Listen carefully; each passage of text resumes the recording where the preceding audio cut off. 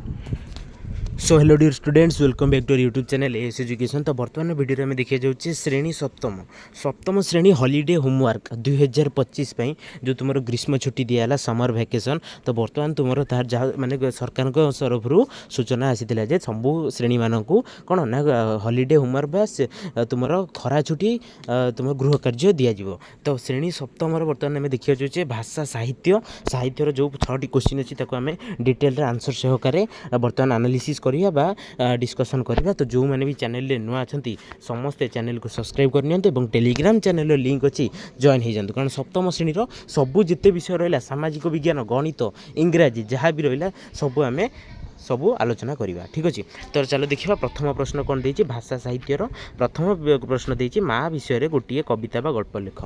निज माँ को विषय गोटे कविता किंबा गल्प लिख। तो क्वेश्चन आंसर रही ओके। तो चलो देखिए एक नंबर आंसर कौन देती। तो आंसर तुम चैट जीपीटी एआई माध्यम अणा समस्त प्रश्नर उत्तर तुम आम आर्टिफिशियल इंटेलिजेंस द्वारा आम बर्तमान देखा। प्रथम प्रश्न रही माँ को विषय गोटे कविता बा गल्प लिख। तो मो पाखे रही एक नंबर आंसर कौन ना गल्प। तुम्हें चाहिए कविता भी लिखिपर कि गल्प भी लिखिपर। देखी गल्प कौन रही शशी माँ को गल्प टाइटेल ओके। तो गल्प कौन रही देखी पे पूरा कंटेंट ये रही पे ये देखी स्क्रीनशॉट नहीं पार पढ़ी तुम्हें यहाँ लिखिपर। तले एक अपर शिक्षा एम कौन जाना पाइलु सबू लिखा जाटा को तुम्हें स्क्रीनशॉट नहीं पार कि पीडीएफ तुमको टेलीग्राम रे मिल जाव समस्ते जॉइन हो जाओ ओके। यहाँ पढ़ी नवा भल गोटे क्षुद्र गल्प सप्तम श्रेणी पे इंपोर्टाट। 2 नंबर देख पे ओडिशार जेकोसी स्वाधीनता संग्रामी जीवनी विषय लेख। ओडिशार जेकोसी स्वाधीनता संग्रामी तुम्हें चाहिए जेकोसी स्वाधीनता संग्रामी विषय लिखिपर किंतु मु लिखिकी आनी तुमर गोपबंधु दास को जीवनी उपरे। गोपबंधु दास को जीवनी उपरे गोटे लेखा देखिन। गोपबंधु दास ओडिशार एक विशिष्ट जननेता साहित्यिक सामाजिक कार्यकर्ता और स्वाधीनता संग्रामी थिले। से 2 अक्टोबर 1877 मसीह ओडिशार पुरी जिलार सुआंडो ओके ग्राम जन्मग्रहण करते। स्पेलिंग मिस्टेक जहाँ रोचे अवॉइड कर निजे ठीक कर ओके। से चाकरी जीवन चयन करते जीवन चाकरी जीवन चयन करनथिले बरं जनसेवा को निज जीवन निवेदन करते। गोपबंधु दास अत्यंत दयालु निष्ठावान और दूरदर्शी नेता थिले। से ओडिया भाषा और साहित्य प्रति अपार भल पाइबा रखिथिले। से सत्यवादी नामक ओडिया पत्रिकार संपादक थिले और यही पत्रिका मध्य समाज जागृतिर काम करथिले। और गोपबंधु दास सत्यवादी विद्यालय ठारू शिक्षा रे नूतन दृष्टिकोण आनिथिले। से जनता सेवा को निज परिवार और आत्मसुखर ऊपर रखुथिले ओके। आराम से लिखि नब तुम्हें यहाँ को लेकिन निजर विद्यालय सार मानू मैडम मानू देखे नब ठीक अच्छे।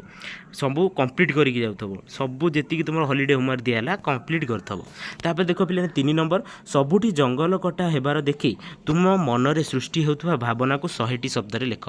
कौन हम आंसर चलो देखा लिखी देखनी तले रही देखने पे जंगल कटा जीवार दृश्य देखी मो मन अत्यंत वेदन भरी जाए। प्रकृतिर यही अमूल्य उपहार केवल जंतुजंता बासस्थल नुहे बरं आम प्राणवायुर उत्स। जंगल काटिबा सहित न शुद्ध तुम कौन हाड़ी जाऊँगी बरं पृथ्वीर संतुलन भंग होउची। तापर प्रकृति आम प्रति विश्वास रखी किंतु आमे ताकू विनाश करुचु। यह एक जागृतिर समय आमे नथिले मध्य पृथ्वी आमे बंची पार किंतु पृथ्वी नथिले आमे केबे बंची पारिबा नाही ओके। यही टाइप जहाँ भी तुम्हें मन को आसो निजे आराम से लिखिपर 100टी शब्द मध्य। नेक्स्ट क्वेश्चन देख पे 4 नंबर पचार तुमको खेल माध्यम विपरीत शब्द जोड़।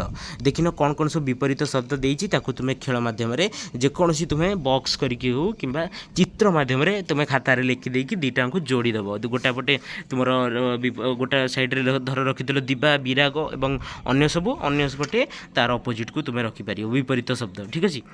तापर देख 5 नंबर पचार कौन विषय को पाठ्य बही बुझी न पारे तुम्हें कहार साहाय्य नेब और कहीं नेब 50टी शब्द। तुम्हें धर गोटे बही गोटे कनसेप्ट कि गोटे विषय को बुझी पारे तुम्हें कहार साहाय्य नेब। तो मो आंसर कौन रही देखनी मु कौन विषय को पाठ्य बही बुझी न पारे शिक्षक साहाय्य नेबी कारण से माने विषयर भल ज्ञान थिबा सह मो समस्या कि सन्देह को सहज भाव बुझाई पारती ओके। शिक्षक नहीं पार निज कौन बापा माँ ठारू ସହାୟତା ନେଇପାରିବ ଏବଂ ତୁମେ ୟୁଟ୍ୟୁବ୍ କିମ୍ବା ତୁମର ମୋବାଇଲରୁ ମଧ୍ୟ ତୁମେ ଜ୍ଞାନ ଆହରଣ କରିପାରିବ। ଠିକ୍ ଅଛି, ଯାହା ବି ତୁମେ ଯେଉଁଠି ବି ତୁମେ ବୁଝିବ ତାକୁ ଲେଖିପାରିବ। ତାପରେ 6 ନମ୍ବର ଦେଖ, ମାଟିରେ ଏକ ସାମଗ୍ରୀ ତିଆରି କର। ଏଇଟା ତୁମର ପ୍ରାକ୍ଟିକାଲ ଟାଇପ୍ର, ମାନେ ତୁମକୁ କରିବାକୁ କୁହାଯାଇଛି।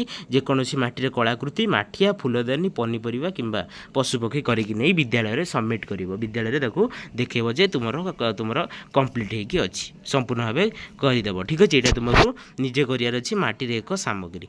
ଓକେ ଷ୍ଟୁଡେଣ୍ଟ, ସପ୍ତମ ଶ୍ରେଣୀର ଭାଷା ସରିଲା। ନେକ୍ସଟ ଆମେ ଅନ୍ୟ ସବୁ ସବଜେକ୍ଟର ଆଲୋଚନା କରିବା। ତ ଭିଡ଼ିଓ ଏଣ୍ଡ କରିବା ପୂର୍ବରୁ କହି ରଖିବାକୁ ଚାହିଁବି ସମସ୍ତେ ଚ୍ୟାନେଲକୁ ସବସ୍କ୍ରାଇବ୍ କରିନେବ। ଓକେ।